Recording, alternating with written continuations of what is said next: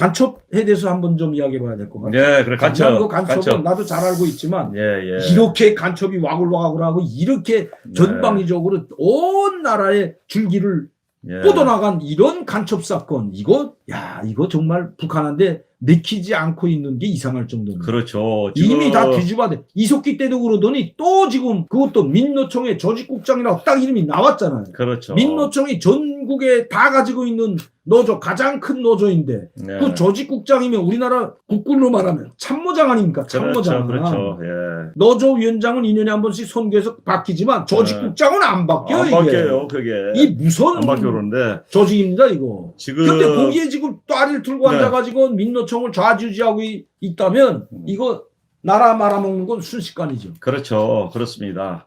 우리나라 간첩 사건을 보게 되면 최근에 지금 제주 간첩단 사건이 적발이 됐지 않습니까? 청주. 제주와 청주가 적발이 네. 됐어요. 거기에는 A, B, C 해가지고 단선 복합적으로 했어요. 단선은 선을 라인을 간다는 것이고 복합은 똑같은 라인을 이렇게 가기는 가되 서로 연결이 되지 않은 그런 상을 말하는 우리 것이거든요. 국민들한테 좀 보여주는 게 네. 좋을 것 같아. 이 네. 선경 총경님은 아주 유명한 대공수사분야에 오랫동안 수십 년간을 몸담고 있었고 아주 정확히 이 분야에 네. 대해서 그 전문가이기 때문에 이렇게 좀 보여주면서 네. 여러분들에게 보여드리면서 말씀을 이어가면 네. 여러분들이 이해하는데 상당히 도움이 될 것 같아서 이제 지금 돌려놨는데요. 제가 80년도에 대공경찰로 들어갔습니다. 대공경찰로 들어가서 당시에 주사파 중심으로 해가지고 우리나라의 간첩이 들어 활동하면서 진지전까지 그 당시엔 진지전까지 하는 그런 상태에서 들어가서 대공 활동을 했었습니다. 그런데 지금 이번에 나온 사건은 이것은 옛날부터 있었던 사건입니다. 제주도에서 나온 사건. 그 다음에 또 민노총 조직국장은 그렇죠. 최근 사건이죠. 그렇죠. 최근에 나온 겁니다. 청주에서 나온 사건, 창원에 나온 사건, 지난 정권에서 청주에 나온 사건 이게 나왔었는데 이것은 계속 전국적으로 다 쌓여서 줄줄줄줄 이어온 겁니다. 이어온 것이고 발견만 지금 했을 뿐이지 사실은 전국에 쫙 깔려있다는 거예요. 뿌리처럼 그냥. 전국이 쫙 깔려있다는 겁니다. 이거 쫙 깔려있어요. 그래서 지금 제가 듣기로는 김정은이가 그런 얘기를 했다는 거 아닙니까? 내려가게 되면은 김일성은 당시에 6.25 때 실패를 했지만은 지금은 완전히 주사파들이 장악을 했기 때문에 지금 내려가게 되면 무조건 성공을 한다. 국회의원만 해도 65명이 주사파 대거니까. 그렇죠. 운동권에 있던 사람들. 70명. 네, 70명이었죠. 그럼 다 장악된 거죠. 그렇죠. 장악된 거지 않습니까? 거기만 되는 게 아니라 거기는 이제 민주당이란 말이에요. 그런데 민주당으로 해서 주사파의 대부는 네. 청와대 실장까지 했던 사람 아닙니까? 임종석. 임종석이는 자수도 안 했어. 전향도 안 하고. 그것을 지금 최근에 발표된 것이 이 사건이고 이 사건인데 앞으로 계속 수사가 진행될 겁니다. 그런데 이것뿐만 아니라 제가 이제 수사파에 대해 우리 간첩 어떻게 진행이 되어 왔는지 그걸 한번 말씀을 드려볼게요. 우리나라에서는 알림의를 하면서 주차장의 정통성을 가지고 있습니다. 이것은 제 유튜브도 있고 많이 강의됐기 때문에 제 관심 있는 분들은 많이 알고 계실 겁니다. 대남공작 주사파는 지금 최근에 적발이 됐지만은 그것은 1946년도부터 시작이 됐습니다. 그러니까 해방되자마자 바로 시작된 것이죠. 뭐 유정 사건이라든가 정치공작원을 해가지고 그 제주빨치단 사건, 정시체 나오고 4.3 사태 나오고 제주빨치산 사건. 그렇죠. 그것도 다 나온 겁니다. 다 나오고. 그 빨치산 대장 정치원이 저희 친척이었거든. 그러다가 적극적으로 시작된 것이 1960년대부터 시작이 됐습니다. 그리고 이제 60년대, 70년대 들어오면 주체 사상이 되는데 개인의 인부적인 인권이어야 되는데 천부적인 인권이어야 되는데 개인적인 천부적인 인권이 아닌 개인의 인부적인 인권이라고 해서 공동체에서 개인 인권을 무시하면서 주사파가 나오게 됩니다. 그렇지. 주사파가 나오게 되죠. 그래서 이제 주사파의 공산 세력의 전략은 딱 두 가지입니다. 조직을 선전선동을 먼저 하고 그다음에 조직을 장악하는 겁니다. 조직을 장악하는 거예요. 이 두 가지로 항상 하고 있다고 보면 될 것입니다. 그 수사파 세력들은 75년부터 했기 때문에 지금 다 알고 있고 완전히 다 깔려 있습니다. 초기에 간첩은 무장공비를 난파를 많이 했습니다. 여러분 기억 많이 할 거예요. 울진 삼척이라든가 많이 기억이 날 거예요. 최근에도 뭐 무장공비가 아주 잠수함 타고 10명이 나왔잖아요. 이광수. 그렇죠. 그것도 최근에 나오죠. 거기 이제 같이 활용하고 있는데 주력으로 사용하는 것이 초창기였고 60년대에 통일당이 나왔습니다. 네, 통일혁명당. 네. 자, 통일당을 보겠습니다. 김일성이가 6.25 전쟁을 일으켰는데 박헌영이가 무조건 내려가면 무조건 이깁니다. 동조를 해서 이깁니다. 그걸 믿고 따라왔습니다. 처음에 김일성을 믿지는 않았었는데 소련에 가가지고 허락을 받고 남침을 했었지 않습니까? 그렇죠. 근데 그걸 실패를 했어요. 그 실패를 하고 그 원인이 무엇이냐 도대체 실패하는 원인이 뭐냐 그걸 생각해 보니까 남쪽에 튼튼한 토양이 조성이 안 된 거예요. 진정한 혁명가들이 없었다 이거죠. 그래서 당시에 63년도에 김일성이 직접 명령을 내립니다. 김수영이라는 임자도 출신 간첩을 내려보냅니다. 네. 북한 대남 사업총국이 내려 김수영과 김송무를 내려보내가지고 재형들 부면장이 있는데 처음에 친척 관계로 설득을 해서 보습을 해라 했는데 친척이 없었습니다. 다시 올라갔다가 그렇다면은 김종태는 아직도 살아있어요. 재형도 그렇죠. 네. 죽었습니다. 아니 살아있다는데 이름이 김종태 전기기관차 공장. 그거 있죠. 김종태 사범대. 그러니까 김종태라는 이름을 많이 살려주고 왜 전기기관차 공장에 김종태로 됐냐면 죽었죠. 우리 당과 수령을 해 김일성을 위해서 목숨 바쳐 싸다 죽었기 때문에 제일 먼저 그 이제 열차가 들어갈 거 아니야. 그렇죠. 철마가 들어올 때 김종태 전기기관차 공장에서 만든 철마가 한국을 진격할 거다 해가지고 그 김종태 전기기관차 공장은 그렇게 생깁니다. 그래서 김종태 말씀을 해서 그러는데 김종태는 완전히 영웅시됐습니다. 영웅 받았죠. 그리고 김종태 전기기관차는 김종태 이름을 많이 달아줬죠. 아직 살아있는 건 나갔죠. 북한에. 그렇죠. 정신적으로 살아있는 것이죠. 사범대까지도 있고. 최영도도 마찬가지고요. 최영도가 이제 최초의 최영도를 전라도 혁명당 위원장이었습니다.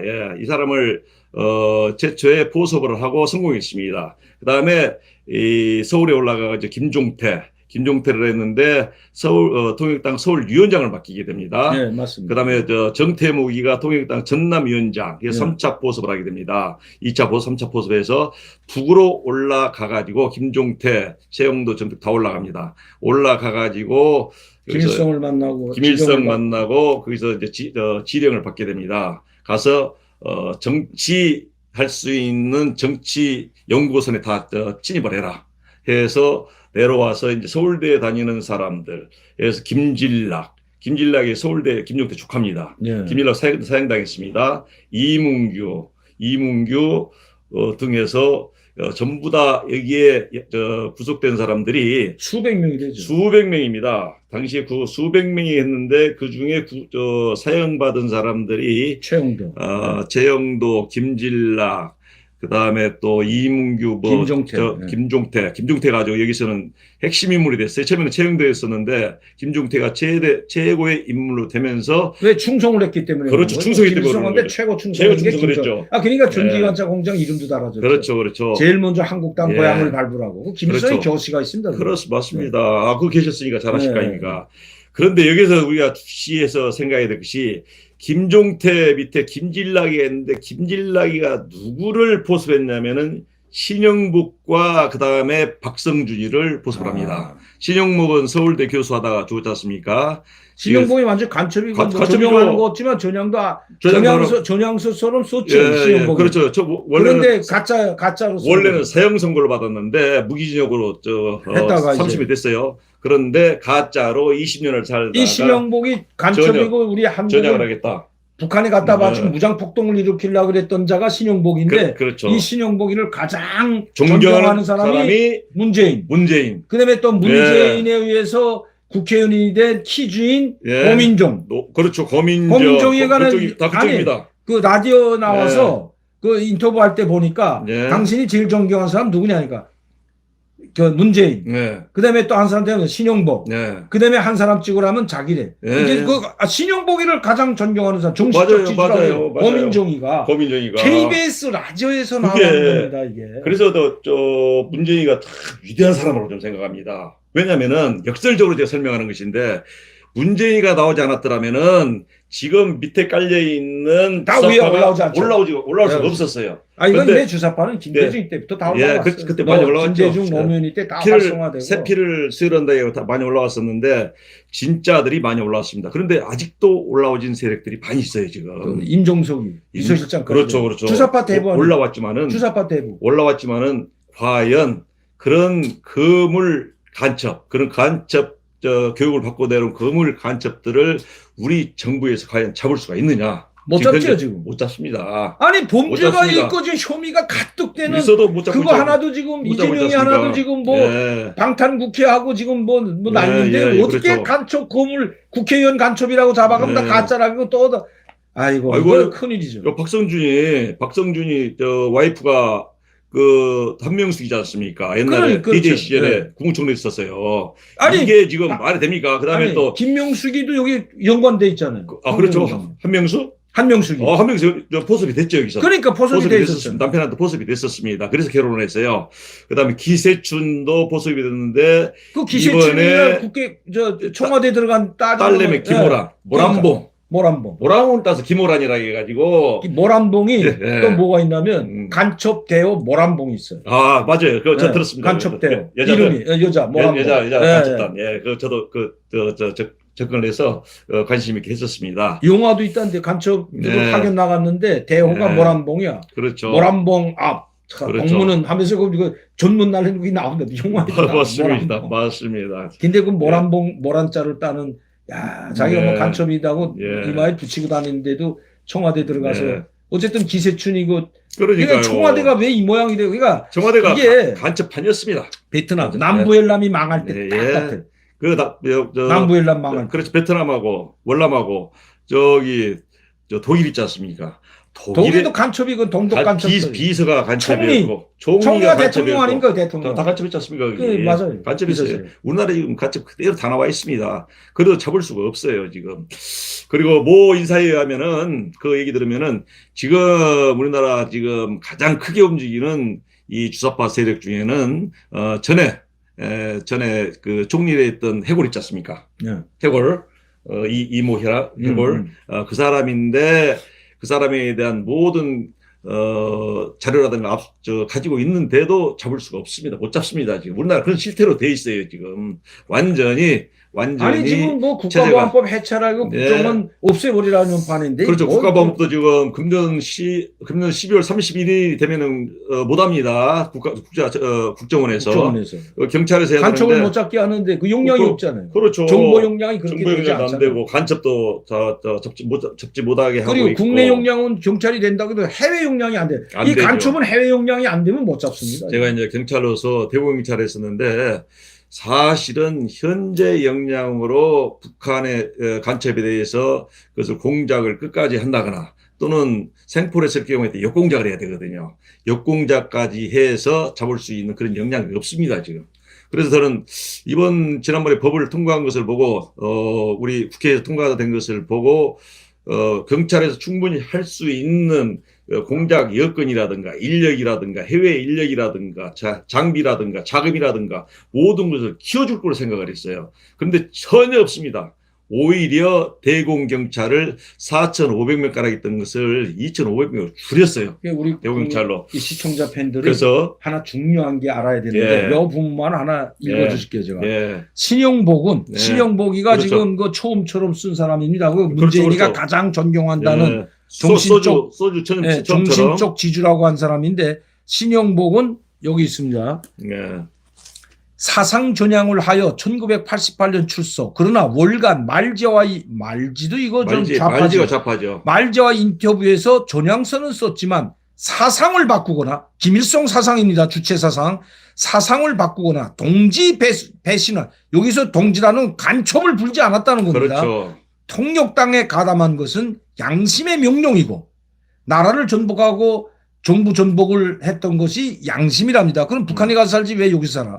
양심대로 사는 북한으로 가야죠. 이자는. 양심의 명령이고 향후로도 양심에 따라 활동하겠다. 간첩 활동 계속하겠다. 하겠다는 얘기지 않습니까? 그러니까 이게. 이런 사람을 이런 사람을 현직 국회의원이 예. 현직 대통령이었던 얼마 전까지 그렇죠. 존경하고 중시적 예. 지주라고 말하는 대한민국 예. 희망 없다는 거죠. 이게 대한민국입니다. 큰일 지금. 났습니다. 그러니까 우리 젊은 분들이 예. 그래도 나요. 이 젊은 청년들이 예. 이제 좀 많이 알고 있어요. 젊은 청년들. 이걸 이제 이거 다 알아야 됩니다. 박사님도 그렇고 저도 시간 저는 날, 너무나도 잘 알죠. 시간 날 때마다 이것을 계속 하루에 한 번씩, 얘기를 하고 다닙니다. 하루에 한 번씩 합시다. 예, 그리고 예. 여러분 우리 시청자 팬 예. 여러분들 시간 없어서 더 이상 못하는데 매일 예. 우리 손계훈 TV 들어가면 예. 이건 매일 볼 수 있습니다. 구체적으로 다 나와 있으니까 여러분들 보시고 또 저희가 이 사건은 한 번에 할 수 없기 때문에 계속 예. 시리즈로 이렇게 나가서 예, 우리 그렇죠. 대한민국을 바로 세우고 정의를 세우고 굳건한 우리 국민의 안보와 국가의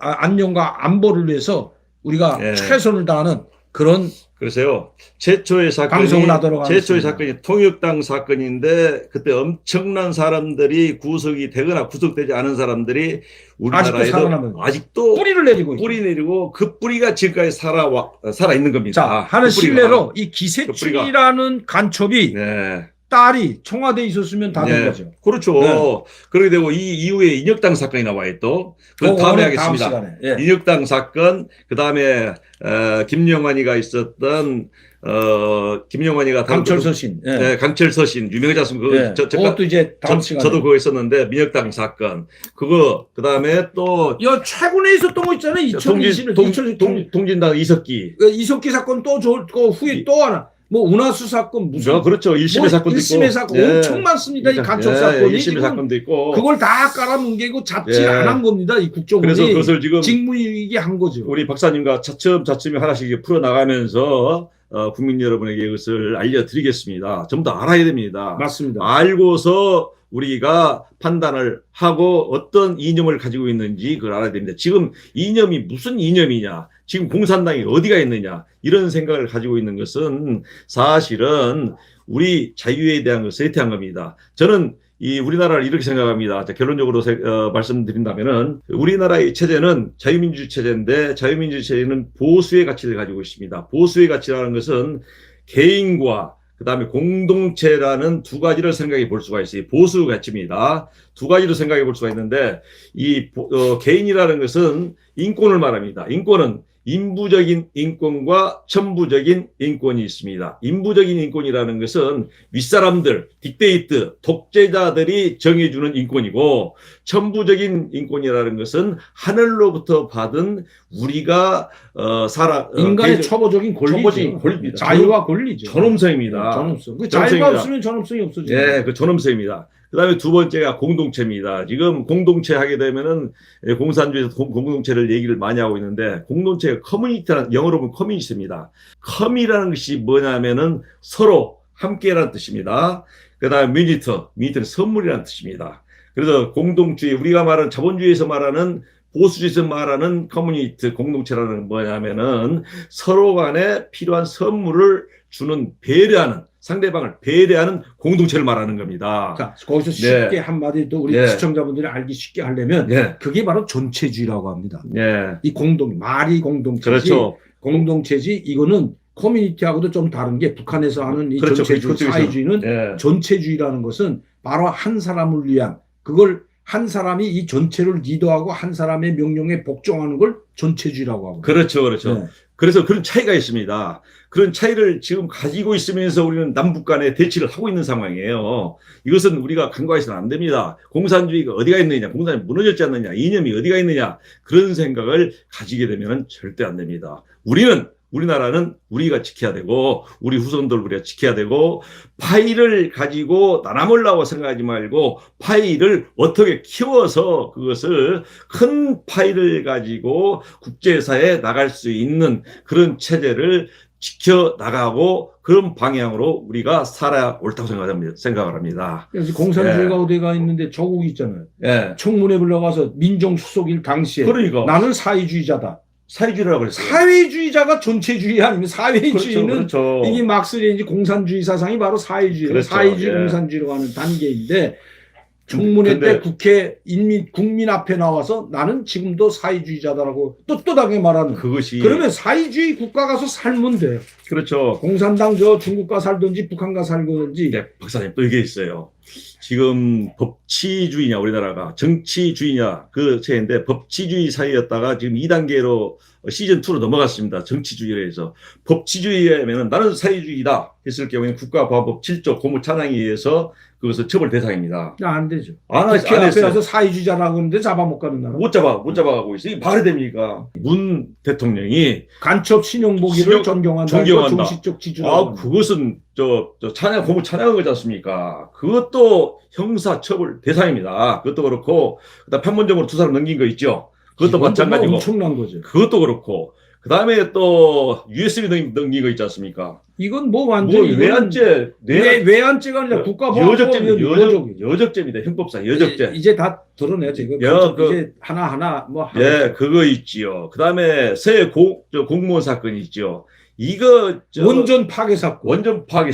이거 지금 그렇게 하면 또 기술은 원전 북한에 주겠다고. 다 줬습니까? 이게 무슨 미사일 기술 다 줬어요. 미사일 기술. 우리나라 미사일 기술 대단하지 않습니까? 이렇게 지금 우리가 위험한 상황에서 살고 우리나라는 지금 완전히 장악되어 있습니다. 지금 우리 윤 대통령께서 고군분투하고 계시는데 윤 대통령께서는 지금까지 나온 대통령 중에서 제왕적인 대통령이 아니라 가장 약한 대통령입니다. 법과 원칙대로 가려고 노력하는 대통령이죠. 그렇죠. 그런 대통령이죠. 정치적인 것보다도 법에 의해서 법과 가겠다. 원칙으로 가야죠. 이 법이 왜 있는데? 법이 파괴되면 나라가 무정부지죠. 그렇죠. 그래서 대통령이 할 수 있는 것은 뭐냐면은 지금 자기 다른 검사 몇 사람 움직이는 것과 국무위원 임명하는 거. 그거 외에 아무것도 할 수 없어요. 할 수가 없는 국회가 다 장악해가지고 그렇죠. 탄핵하잖아요. 이번에 국회입니다. 이상민이 뭐 사표 쓰긴 자기가 사인해서 이 대통령의 짐을 덜어줘야 되는데 어쨌든 탄핵한 거 봐요. 번떼고 있는 거거든요. 그렇죠. 이거 이제 또 탄핵하겠다는 소리입니다. 내년에 이 판 갈아엎지 못하면 대한민국 희망 없는 거예요. 잘 보셨습니다. 내년 총선이 중요합니다. 국민의힘도 정신 차려야 돼요. 그래서 그렇죠. 내년 총선이 대한민국의 완전한 이념을 지키느냐 안 지키느냐 이정표입니다. 누가 국가와 국민을 위해서 정말 헌신하고 법과 원칙에 맞게 국민을 위해서 일해 나가는지 당을 볼 것이 아니라 사람을 보고 해야 됩니다. 당도 지금 군소정당 많아요. 정말 국가와 국민을 위해서 일하려고 열심히 하는데 그런 군소정당은 다 없어지고 이 국민의힘 이 무슨 오합지졸 모였는데 거기만 지금 그거 아니면 두 개로 가면서 나라를 망치고 있는데 남북통일당이라는 것도 있습니다. 여러분 남북통일당 여러분들 기억해 주시고 남북통일당 앞으로 어떤 깃발을 들고 어떻게 나가는지 어떻게 국가와 국민을 위해서 이 나라를 지키려고 하는지 한번 관심 있게 봐주시면 감사하겠습니다.